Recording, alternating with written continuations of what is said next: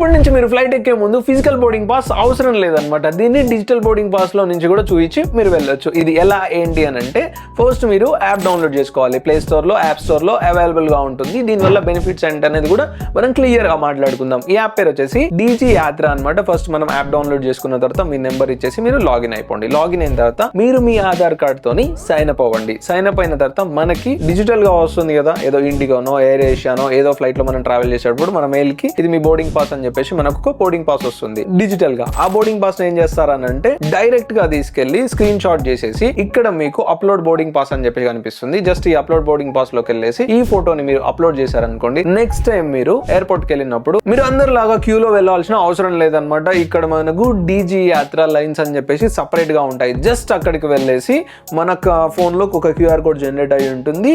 Just దాన్ని మీరు scan చేశారంటే ఇలా మన గేట్స్ ఓపెన్ అయిపోతాయి అండ్ మన సెక్యూరిటీ చెకప్స్ కూడా చాలా స్పీడ్ గా వెళ్ళిపోవచ్చు అనమాట. తరచుగా ట్రావెల్ చేసే ఫ్రెండ్స్ కి ఈ రీల్ ని ఇప్పుడే షేర్ చేయండి. ఈ ఫెసిలిటీ మన హైదరాబాద్, బాంబే, ఢిల్లీ పెద్ద పెద్ద సిటీస్లలో ఈ ఫెసిలిటీ అయితే అవైలబుల్ గా ఉంది. ఇప్పటి వరకు మీరు ఆల్రెడీ ఈ యాప్ ని యూజ్ చేసి ఉంటే మీ ఎక్స్పీరియన్స్ ఇక్కడ కామెంట్ చేయండి.